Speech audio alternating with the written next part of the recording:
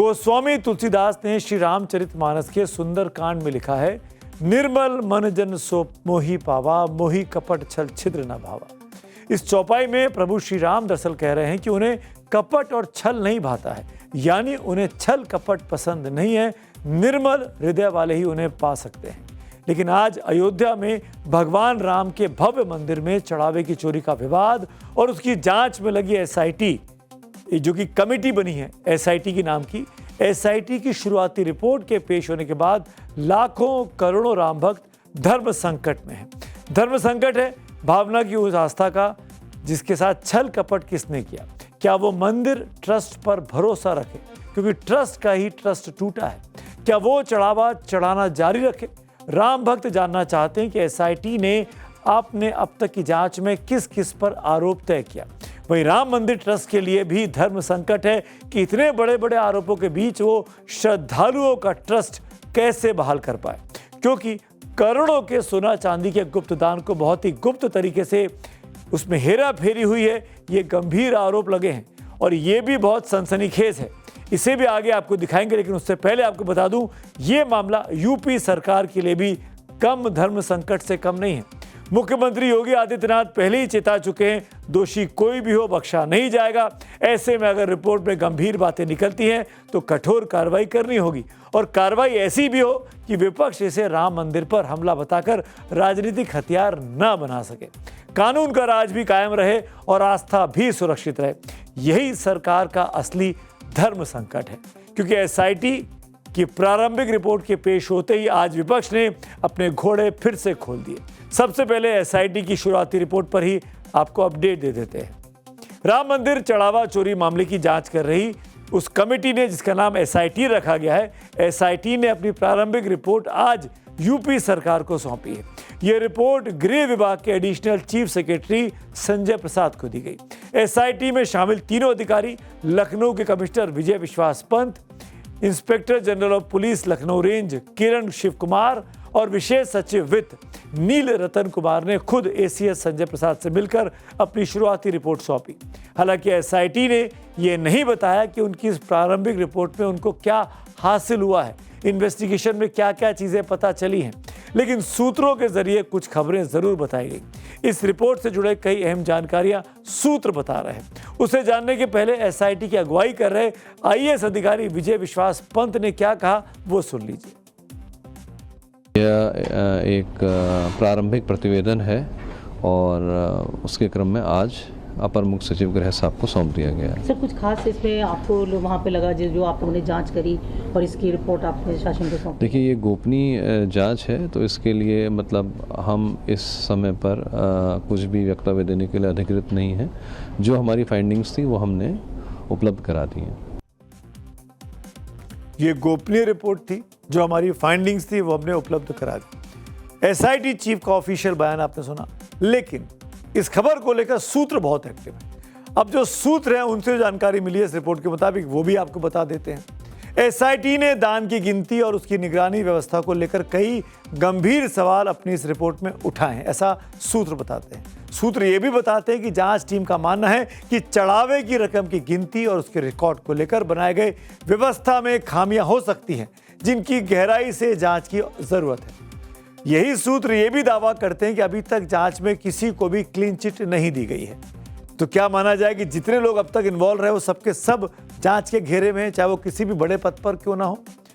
Report सौंपे जाने के बाद अब आगे की कार्रवाई तय होगी।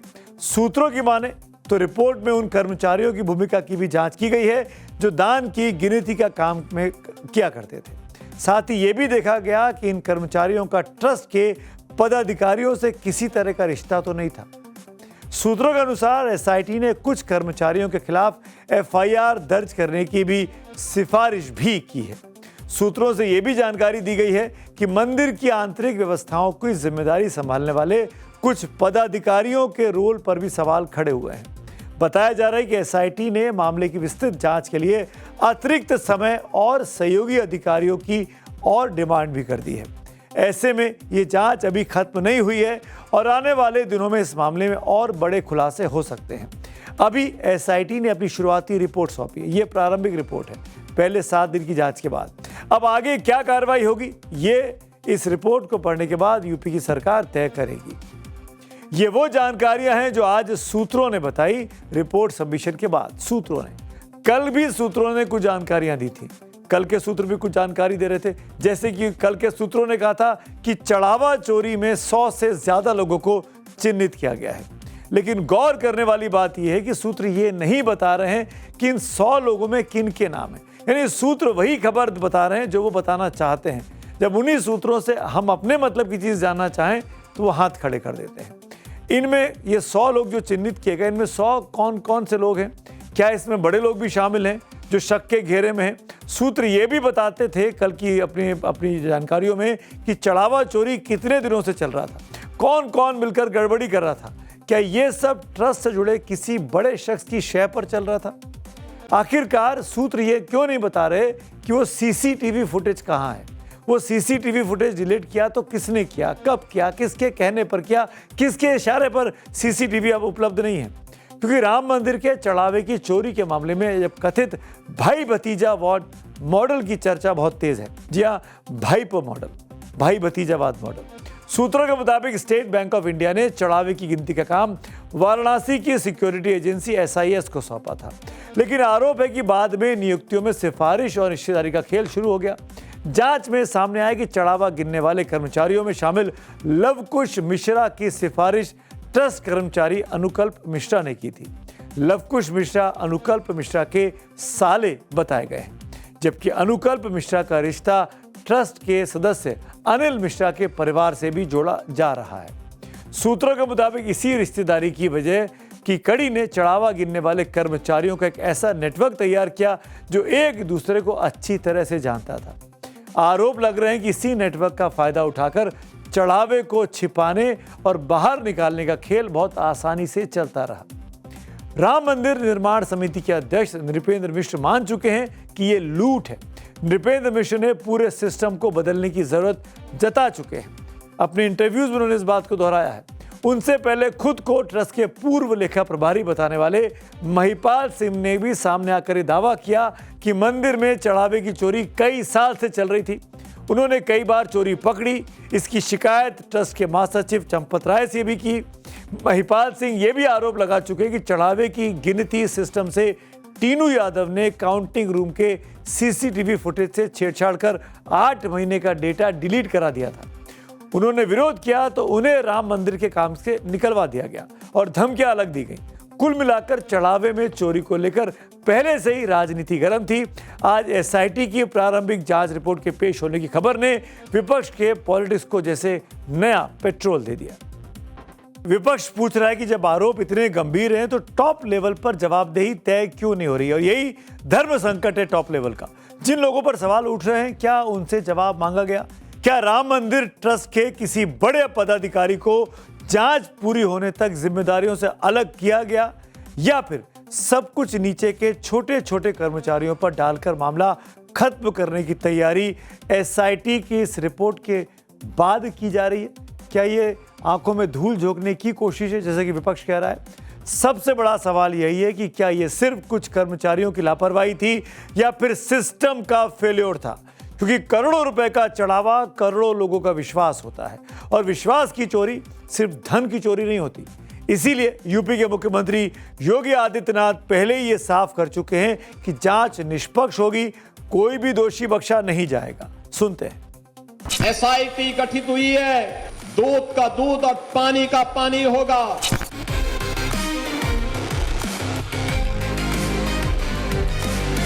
पांच 500 वर्षों तक मर्यादित रहते हुए हमने संघर्ष किया है। 15 दिन और देख लें, इंतजार कर लो, चिंता मत करो। मुख्यमंत्री ने 15 दिन कहा था, 15 में से मेरे ख्याल से 10-11 दिन बीत चुके हैं। इंतजार कर रहे हैं पता चले कि चोरी कौन कर रहा था, आखिरकार कौन लोग थे जो इस आस्था पर इतना बड़ी चोट पहुंचा रहे थे। लोग बाग 5-5 रुपए चंदा देकर आते हैं अपनी मन्नतें पूरी होने के लिए, भगवान के आगे गुहार लगाते हैं, उसके साथ कौन विश्वासघात कर रहा था। मुख्यमंत्री अयोध्या की धरती से बोल चुके हैं कि दोषियों को बख्शा नहीं जाएगा, बहुत अच्छी बात है। लेकिन देश के करोड़ों राम भक्त ये जानना चाहते हैं कि आखिरकार दोषी कौन है, किसको बचाने की कोशिश की जा रही है, जिम्मेदार कौन है, सीसीटीवी फुटेज क्यों अवेलेबल नहीं है, जवाबदेही किसकी बनती है। भाई सवाल विपक्ष से भी है, क्या उन्हें दूध का दूध और पानी के पानी होने का इंतजार नहीं करना चाहिए? क्या ये वक्त है राजनीति करने का, या उन्हें सिर्फ राजनीतिक मलाई ही चाहिए? अखिलेश यादव जिन चांदी की सिल्लियों के गायब होने का जिक्र कर रहे हैं, वो आरोप सिंधी समाज का भी है। आरोप है कि 26 जनवरी 2021 को दुनिया भर के सिंधी समाज की ओर से करीब 200 किलो की चांदी 200 ईंटों के रूप में श्री राम जन्मभूमि तीर्थ क्षेत्र के ट्रस्ट को भेंट की गई थी। हर ईंट का वजन 1 किलो का था और उस समय इसकी कीमत करीब 1.5 करोड़ रुपए बताई गई थी। विश्व सिंधी सेवा समागम के अंतर्राष्ट्रीय अध्यक्ष डॉक्टर राजू मनवानी का दावा है कि यह चांदी अयोध्या में ट्रस्ट के महासचिव चंपत राय जी को सौंपी गई थी। आरोप है कि इस दान की ना तो कोई रसीद उनको दी गई, न ही बाद में ये बताया गया कि आखिरकार इस चांदी का इस्तेमाल कहाँ किया गया।